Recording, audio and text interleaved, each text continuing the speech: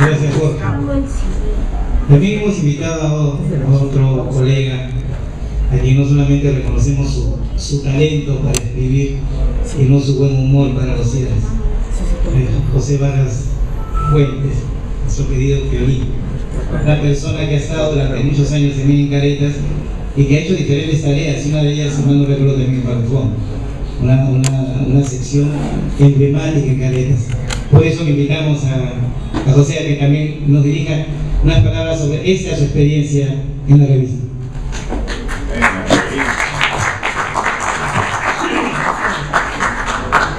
Muchas gracias, Max, por esa invitación. Gracias, Max. ¿Sale el micro? ¿Alguien no me escucha por ahí?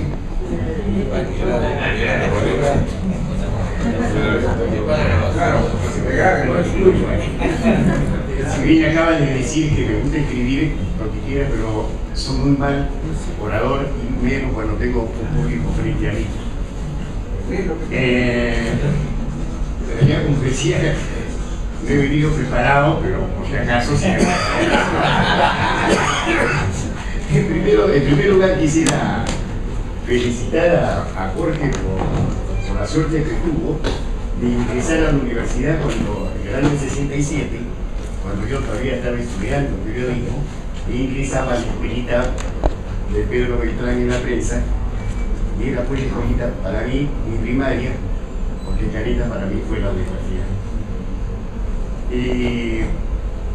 Voy a hablarles un poco desordenadamente, porque así también, desordenado también soy. En una de las, cuando ya comenzó, o me invitó Max a esto, me decía, me dijo, queremos invitarte para que definas qué es para ti, qué es Caretas. Estuve pensando en Caretas, ¿qué es Caretas? Entonces recordé que de los 6 años que estuve en Caretas, 5 de los cuales pasé al frente de si me ven claro, por si acaso, es el mal de parque, ¿no? No la luz de la cara, apaga. Ahora sí. Ya me hicieron perder la impresión. Decía, definir qué era Caretas, bueno. En los 6 años no sube en ningún momento a cargo de Mar de Fondo. Colaboré mucho con nuestro amigo Alberto Bonilla, gran amigo, gran colega. Pero dirigí durante 5 años, de los 6 años que pasé en Caretas, al frente de la columna que se escribe de Estamos.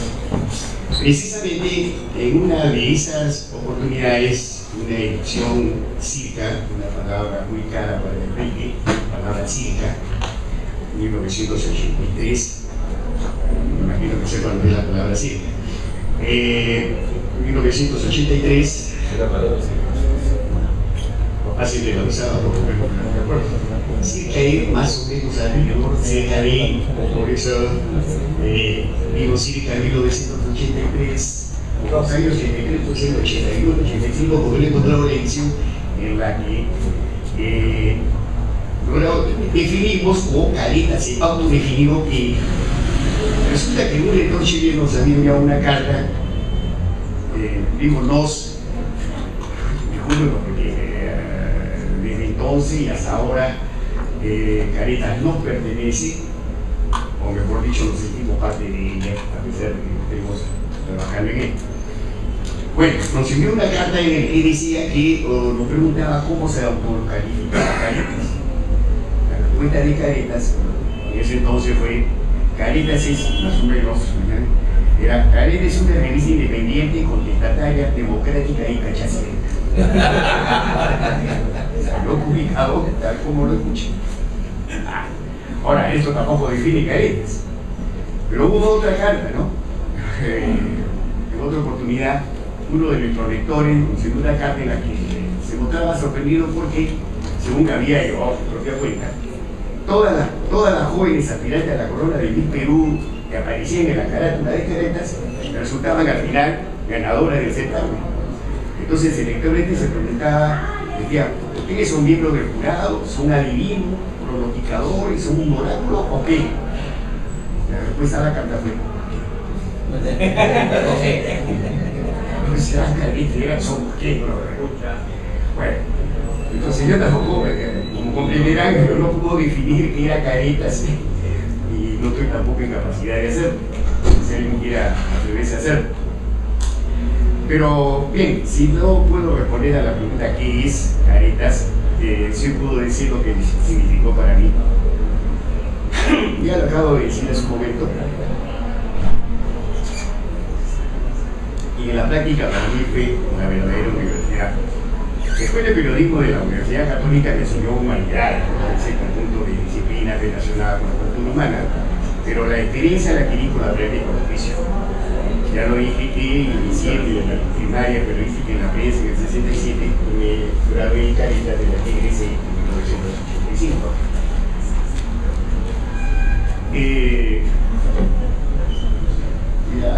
Disculpe porque de repente voy a filosofar un poco. Mi paso por la revista me confirmó que el periodismo es un bendito oficio que no se enseña, no se hereda, se contagia, ni se transmite por genes ni por óvulos. Es un virus que se contrae con el ejercicio de la vida diaria y al que nos exponemos quienes no estamos vacunados contra él. Es pues una enfermedad que se goza día a día y una vez contraída no puede ser curada con ningún tratamiento médico por más avanzado que sea. Es más, no existe una vacuna que pueda prevenirla. El periodismo es una enfermedad que se contrae y permanece con nosotros de por vida y tampoco se cura por más que se invoque a los santos. Ni siquiera los santos que invocaba mi abuelito. Uno era Santa Cachucha y la otra era San Pirincho. No hacen caso. Ahora, vamos a ver las respuestas a la carta de Caretas fueron una época bastante anecdótica para mí, porque la sección de los estamos muy leída. Recuerdo que más de un amigo a mí me decía, oye, primero leo la respuesta y después leo la carta. Ahora, esto me permitió conocer o reunir, aunque me pareja mi tía, a un grupo de asesores que ya lo quisiera tener el mejor presidente de la República del país.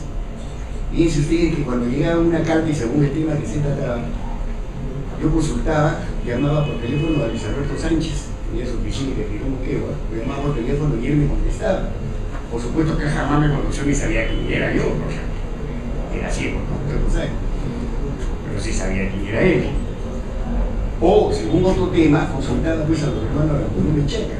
Uno de ellos era Andrés, que fue nada menos que juez magistrado de la Corte Internacional de Justicia de La Haya, que lo llamaba o me proponía por teléfono o iba a su oficina y explicaba sobre el tema que se trataba.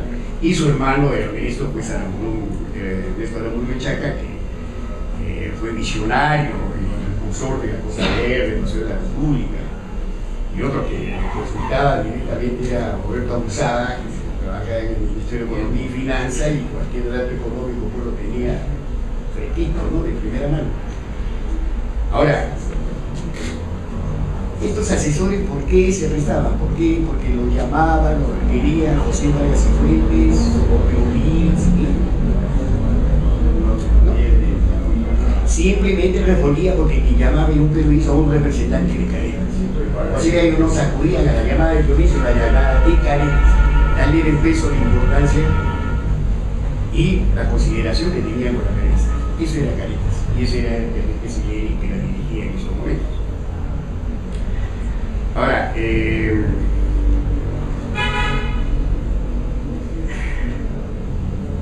ya salta un poco. Ahora, todos estos señores me asesoraban, estos personajes, que eran muchísimo más, sería pues ya muy ufano, muy pretencioso, tal quiénes eran, quizá ni creo que ni Enrique mismo sabía a quién consultaba yo para poner las cartas. Pero ellos me daban comunicaciones, más o menos, una salida, una parte dichosa, sobre todo que sí. Cuando el lector decía, ese lector tiene la razón, entonces ¿cómo hacemos? ¿Qué le respondemos? Bueno, pues ahí la revista se ponía cachacita, se lo ponía a la misma.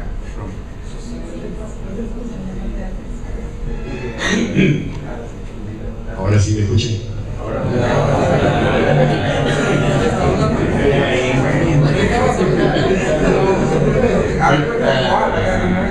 La cosa es que llegaban las cartas, las seleccionaba el día martes, lo dedicaba a obtener las respuestas, y el día jueves, a las 10 de la mañana, la secretaria Carmen, no me acuerdo su apellido, Carmen Collazos, alrededor de las 10 de la mañana me llamaba y decía: compañero Violín, gran jefe lo llama, el verano.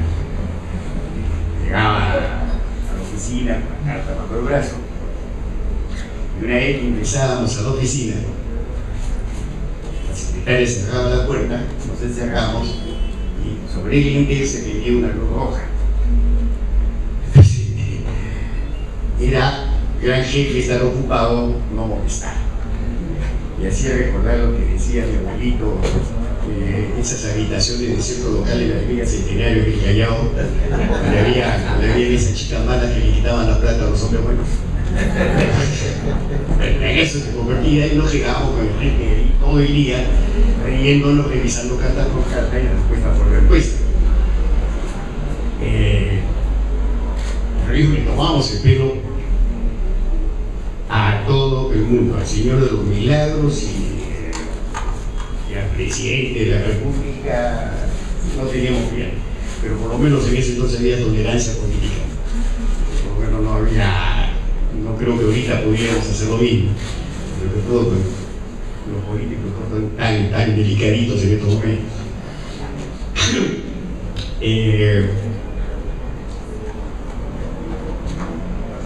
¿Cómo ingresé a Caritas? Ya le dije que la cosa iba a ser algo desordenada de mi parte. Ingresé a Caritas en mayo de 1979, cuando ya se anunciaba su reaparición, que iba a ser semanal, era quincenal hasta antes de su clausura. Por ese entonces yo estaba prohibido de ejercer el periodismo en el país, por lo menos el ejercicio del periodístico en cualquier sector del área pública. Recuerden que ustedes en ese entonces todos los medios de comunicación estaban en manos del gobierno. Las grandes empresas estaban estatizadas, ninguna empresa privada nos iba a dar trabajo por no enemistarse con el gobierno, y los ministerios y la entidad pública lógicamente tenían la puerta bajo 7 llaves para los periodistas. Nosotros habíamos sido despedidos, honrosamente despedidos en septiembre del año anterior, cuando hicimos una huelga a Morales Bermúdez el mismo 28 de agosto de ese año. Cuando trabajamos en la crónica hicimos una huelga juntamente con el peruano, y creo que ha sido en la historia del peruano la única vez que ha dejado de ser publicado durante 2 días. Esto le causó mucha indignación a Morales Bermúdez, porque él estaba celebrando entre pico y naja como siempre, porque siempre era el hombre del caño, recuerden ustedes en Simonas, celebrando en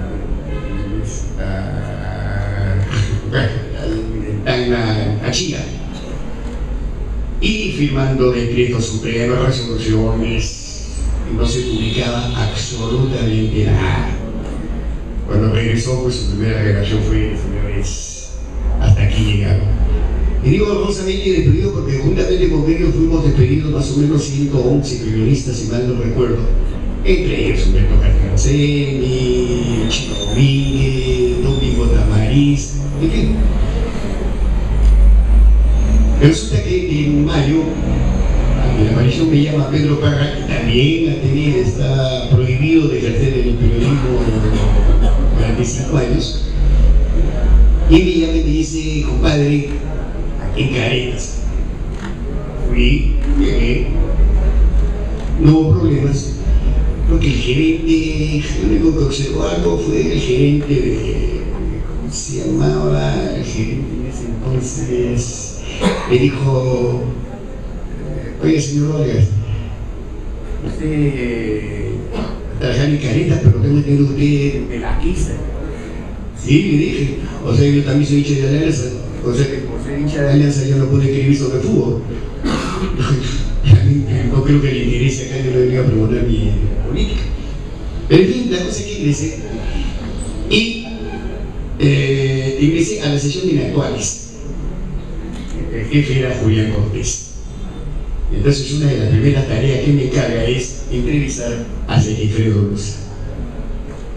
Yo sabía quién era Sigifredo Luza, pues que había que contarlo críticamente, pero la orden fue: pregúntale sobre el comportamiento de los limeños en situaciones difíciles. Oye, pero ha sido asesor de la OSI, ha sido asesor del Servicio de Inteligencia Nacional, dirigía las cámaras de televisión en la época de Velasco. Eso, no, nada de política. Ay, caballero. Fui, lo ubiqué, lo entrevisté y todo sobre el comportamiento psicológico de los limeños. Cuando Enrique Siguiri vio la nota, me llamó: ¿quién ha hecho esta nota? Me llamó, y recién lo conocí. Entonces él me pregunta: ¿y por qué no has invitado a política? No, me dijeron que no tocará nada de política. ¿Lo puedes ubicar? Sí. Resulta que yo tengo por costumbre a toda la vida derecho que a persona que entrevisto siempre le pido su teléfono directo o su teléfono personal, donde pudiera ubicarlo cualquier situación o aclaración que pudiera requerir antes de publicar la información.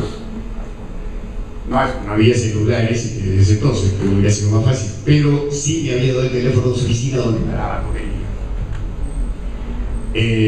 Además, hasta se podría haber preguntado a Luza por qué, qué había pasado, si se arrepentía de haber matado a Fareguán, un joven de 20 años, ustedes recordarán. Y bueno, la cosa es que lo ubiqué y le hice las preguntas. Y mucha gente no reparó cuando se publicó la nota, porque se empezó con todas las cuestiones sobre la psicología de los limeños, situaciones difíciles, y después a mitad de entrevista abruptamente cambia las preguntas y entra política, porque ya no había tiempo de intercalar, sino agregar. Mucha gente no se dio cuenta, pero si revisan esa edición, no recuerdo el número, pero fue junio, circa junio del 79 que aparece. Ahora, la cuestión de esta entrevista era que yo debía entrevistar a Luza echado en su diván y yo entrevistándolo. Pero el tipo no mordió el anzuelo y me hizo echarme a mí y salió la foto a 2 páginas. El que habla echado ahí, luce su papel después de psiquiatra, ¿no? Ahora, esa fue la primera vez que conocí a Enrique, o por lo menos que él supo o escuchó hablar de mí. Hubo otra comisión que me encargó Julián Cortés. ¿De qué se trató? Ya no estoy viendo mucho el papel. Me encargó organizar una reunión, almuerzo, con la secretaria de todos los ministros. Y así ya los militares, por supuesto, en el poder. Y entonces me dice: sí, vamos a poner micrófonos debajo de todas las mesas y todo para grabar lo que estas tipas van a hablar sobre su jefe, sus caprichos, las cosas que acostumbran, ¿no? Si piden café, si quieren gaseosa, en fin, ¿ya? Como yo había trabajado en el Ministerio de Transportes, había una secretaria que se había hecho muy amiga mía, porque el entonces ministro, a veces entonces, 2 ministros, Meneses Arata y después Artemio García Vargas, sobre todo, había tenido tanta confianza conmigo que cuando iba a hacer un viaje, gracias a él conocí mucho de gran parte, conozco todo el país, mandaba, por ejemplo, ¿no? Mandaba 2 boletos, le habían invitando a la crónica a que lo acompañara en su viaje. Uno de los boletos era en blanco, para el reportero gráfico, y el otro boleto ya venía con mi nombre. O sea que ni siquiera le pedían permiso al jefe de redacción para que sea Vargas el que viaje con él. Además era el diario de la Revolución, que era la crónica, no podía decir no. Bueno, su secretaria se me dijo muy amiga mía, entonces recurría a ella para contactar con la secretaria de los otros ministros. Y comencé a trabajar en eso, y ya creo que había comprometido a 9 o 10 secretarias, ya aseguraba su presencia en la reunión. ¿Cómo marchaba bien? En popa hasta que una mañana, si lo llaman en el Palacio de Gobierno. Oiga, señor, ¿qué cosa pretende hacer usted? ¿Qué es lo que buscan con esto? Suspendido. ¿Quién está organizando esta reunión? Otra vez, Violín.